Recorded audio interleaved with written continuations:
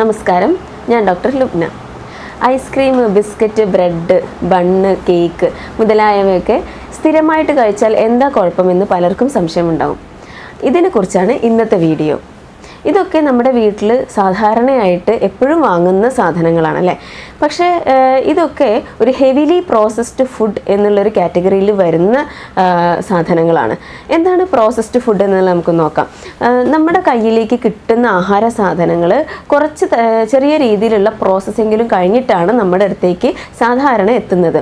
ഇപ്പം അരിയാണെങ്കിലും അതിൻ്റെ ഉമ്മി കളഞ്ഞ് നമ്മുടെ കയ്യിലേക്ക് അരി എത്തുന്നത്, അത് പോളിഷ്ഡ് ആയിട്ടുള്ളതാണെങ്കിലും ബ്രാൻഡോട് കൂടിയിട്ടുള്ള അരിയാണെങ്കിലും ചെറിയ രീതിയിലുള്ള പ്രോസസ്സൊക്കെ കഴിഞ്ഞിട്ടാണ് നമ്മുടെ അടുത്തേക്ക് എത്തുന്നത്. അപ്പം നമുക്ക് ഭക്ഷണം ആക്കാൻ അല്ലെങ്കിൽ ഉപയോഗപ്രദമാവാൻ കുറച്ചും കൂടി എളുപ്പമാവുന്ന രീതിയിൽ ആക്കി തരുന്നതിനെയാണ് നമ്മൾ പ്രോസസ്ഡ് ഫുഡുകൾ എന്ന് പറയുന്നത്.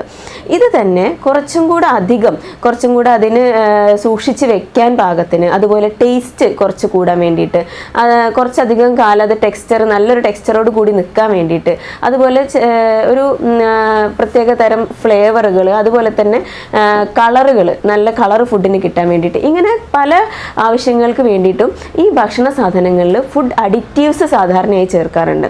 ഈ ഫുഡ് അഡിക്റ്റീവ്സ് ചേർത്തിട്ടുള്ള ഭക്ഷണ സാധനങ്ങളെ നമ്മൾക്ക് കുറച്ചുകൂടി ഹെവിലി പ്രോസസ്ഡ് ഭക്ഷണ സാധനങ്ങൾ എന്ന് പറയേണ്ടി വരും. അപ്പം ഹെവിലി പ്രോസസ്ഡ് ഭക്ഷണ സാധനങ്ങൾ എന്ന് പറയുന്നത് ബ്രെഡൊക്കെ ആണെങ്കിൽ ബ്രെഡ്, ബണ്ണ് മുതലായവയൊക്കെ പൊന്തി വരാനും ഒന്ന് സോഫ്റ്റായി കിട്ടാനും ഒക്കെ സാധാരണ ലെവനിങ് ഏജൻസ് ചേർക്കാറുണ്ട്.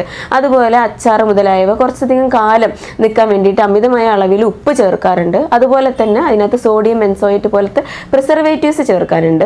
അതുപോലെ പല ഭക്ഷണ സാധനങ്ങളിലും സൺസെറ്റ് യെല്ലോ പോലത്തെ കളറുകൾ, അതുപോലെ തന്നെ പലതരത്തിലുള്ള ആർട്ടിഫിഷ്യൽ ഫ്ലേവറുകൾ എല്ലാം ഭക്ഷണ സാധനങ്ങളിൽ ചേർത്ത് വരാറുണ്ട്.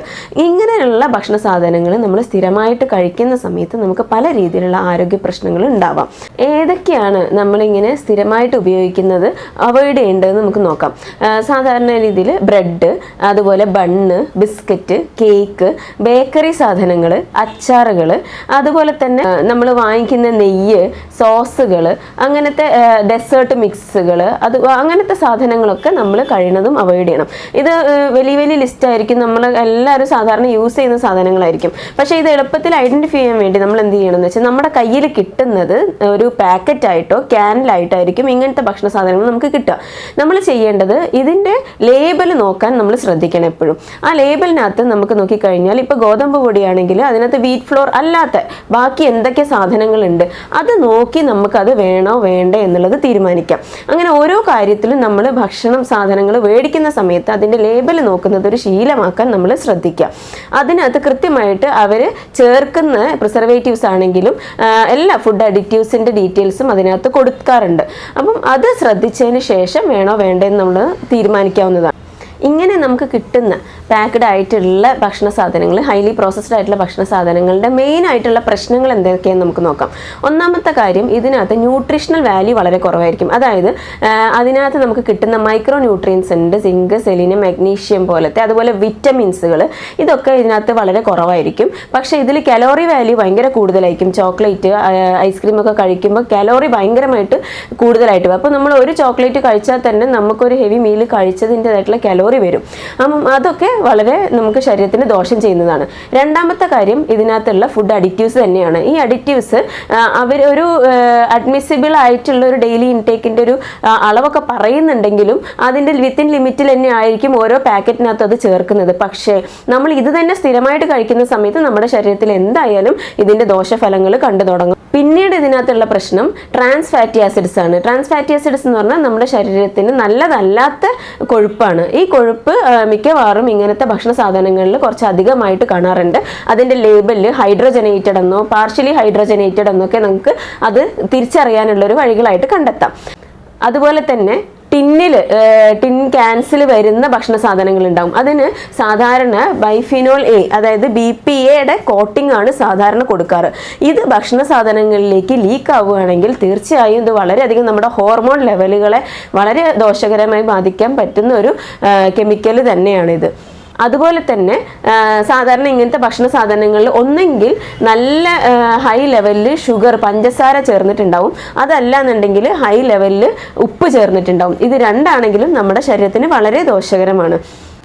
ഇതിൽ പറയാൻ വിട്ടുപോയൊരു പ്രധാനപ്പെട്ട ഒരു സാധനമാണ് പഞ്ചസാര. നമ്മൾ വൈറ്റ് ഷുഗർ എന്ന് പറയുന്നത് നമ്മുടെ പഞ്ചസാര. അത് നല്ല ഹെവിലി പ്രോസസ്ഡ് ആയിട്ടുള്ളൊരു ഭക്ഷണം തന്നെയാണ്. അപ്പം നമ്മൾ കഴിയുന്നതും പഞ്ചസാര അവോയ്ഡ് ചെയ്യുക. ഇത് ഡയറക്റ്റ്ലി തന്നെ നമ്മുടെ പാൻക്രിയാസിനെ ദോഷകരമായി ബാധിക്കാനും ഇൻസുലിൻ റെസിസ്റ്റൻസ് പോലെയുള്ള കണ്ടീഷനുകൾ ഡെവലപ്പ് ചെയ്യാനൊക്കെ വളരെ സാധ്യതയുള്ളൊരു സാധനമാണ് പഞ്ചസാര. ഇനി ഈ ഭക്ഷണ സാധനങ്ങൾ നമ്മുടെ ശരീരത്തെ എങ്ങനെ ദോഷകരമായി ബാധിക്കുന്നു എന്ന് നോക്കാം. പഠനങ്ങൾ തെളിയിച്ചതാണ് ഇത് രോഗപ്രതിരോധ പ്രവർത്തനത്തെ വളരെ തെറ്റായ രീതിയിൽ ഇത് ബാധിക്കും. അപ്പം ഹൈപ്പർ സെൻസിറ്റിവിറ്റി റിയാക്ഷൻസ് ആയിട്ട് അലർജി, ആസ്മ പോലത്തെ അസുഖങ്ങൾ ട്രിഗർ ചെയ്യാനും അതിന് ഉണ്ടാവാൻ തന്നെ ഒരു കാരണമായിട്ട് ഈ ഫുഡ് അഡിക്റ്റീവ്സും ഈ ഹെവിലി പ്രോസസ്ഡ് ആയിട്ടുള്ള ഭക്ഷണങ്ങൾ ഒരു കാരണമാണ്. അതുപോലെ തന്നെ ഓട്ടോ ഇമ്മ്യൂൺ ആയിട്ടുള്ള അസുഖങ്ങൾ, ഈ ആമവാദം പോലത്തെ അസുഖങ്ങൾ ഉണ്ടാവാനും ഇതൊരു വലിയ കാരണമാണ്.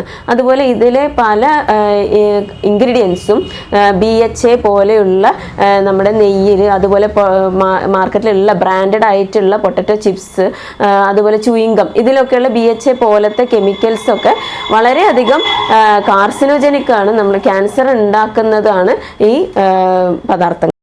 അതുപോലെ തന്നെ ഈ ഭക്ഷണ സാധനങ്ങൾ ഇൻസുലിൻ റെസിസ്റ്റൻസ് ശരീരത്തിൽ ഡെവലപ്പ് ചെയ്യാനും അതുവഴി പ്രമേഹം, ടൈപ്പ് 2 ഡയബറ്റിസ് മെലിറ്റസ് എന്ന പ്രമേഹ രോഗം ഉണ്ടാവാനും അതോടുകൂടെ തന്നെ തൈറോയിഡ് ഗ്രന്ഥിയെ മോശമായി ബാധിക്കാനും ഹൈപ്പോതൈറോയിഡിസം പോലത്തെ കണ്ടീഷൻ വരാനും സ്ത്രീകളിൽ PCOD പോലത്തെ കണ്ടീഷനുകൾ ഉണ്ടാവാൻ വളരെ ഒരു കാരണമായിട്ടുള്ളതാണ് ഇങ്ങനത്തെ ഹെവിലി പ്രോസസ്ഡ് ആയിട്ടുള്ള ഭക്ഷണ സാധനങ്ങൾ. അപ്പം ഫാറ്റി ലിവർ, അങ്ങനെ ഒരുപാട് അസുഖങ്ങളുടെ ഒരു കൂട്ടം തന്നെ ഇങ്ങനത്തെ ഭക്ഷണങ്ങൾ സ്ഥിരമായിട്ട് ശീലിക്കുന്നവരിൽ വരാം. അപ്പം നിങ്ങൾക്ക് ഇത്തരം ഭക്ഷണങ്ങൾ സ്ഥിരമായിട്ട് ഇതുവരെ ഉപയോഗിച്ചുകൊണ്ടിരുന്നവരാണെന്നുണ്ടെങ്കിൽ, അതിന് ഇപ്പോൾ പ്രത്യേകിച്ച് ലക്ഷണങ്ങളും കാര്യങ്ങളൊന്നും കാണാത്തവരാണെന്നുണ്ടെങ്കിൽ നിങ്ങൾ ചെയ്യേണ്ടത് ഈ ഭക്ഷണ സാധനങ്ങളുടെ ഉപയോഗം പതുക്കെ കുറച്ച് വരുന്നതോട് കൂടെ തന്നെ നല്ല രീതിയിൽ വ്യായാമം ചെയ്യാൻ ശ്രമിക്കുക. വ്യായാമം ചെയ്യുമ്പോൾ തന്നെ നമ്മുടെ ശരീരത്തിൽ ഓൾറെഡി വന്നിട്ടുള്ള മാലിന്യങ്ങൾ ഒരു പരിധി വരെയൊക്കെ അത് പുറന്തള്ളാൻ അത് സഹായിക്കും. അതുപോലെ എന്തെങ്കിലും ലക്ഷണങ്ങൾ ഉള്ളവരാണെങ്കിൽ അമിതവണ്ണം, അതുപോലെ തന്നെ PCOD, തൈറോയിഡിന്റെ പ്രശ്നങ്ങളൊക്കെ ഓൾറെഡി ഉള്ളവരാണെന്നുണ്ടെങ്കിൽ അതിന് കൃത്യമായ ചികിത്സ എടുക്കുന്നതോടൊപ്പം തന്നെ ഈ രീതിയിൽ ഭക്ഷണത്തിന്റെ ക്രമീകരണം ചെയ്യും കൂടെ ചെയ്തെങ്കിൽ മാത്രമാണ് നിങ്ങൾക്ക് അസുഖത്തിൽ നിന്നും പൂർണ്ണമായി മോചനം ലഭിക്കുകയുള്ളൂ. ഇതേപോലത്തെ ഭക്ഷണ സാധനങ്ങൾ വീണ്ടും തുടർന്നുകൊണ്ടിരുന്നു കഴിഞ്ഞാൽ ഔഷധങ്ങൾ കൊണ്ട് മാത്രം നല്ലൊരു ഫലം കിട്ടും എന്ന് നമുക്ക് പറയാനാവില്ല. കാരണം ഈ അസുഖങ്ങളെല്ലാം ലൈഫ് സ്റ്റൈലിൻ്റെ ഭാഗമായിട്ട് വരുന്ന അസുഖങ്ങളാണ്.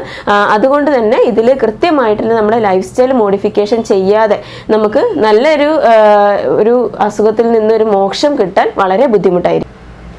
അതുകൊണ്ട് കഴിയുന്നതും നിങ്ങൾ ഇങ്ങനത്തെ ഭക്ഷണ സാധനങ്ങൾ ഒഴിവാക്കുക.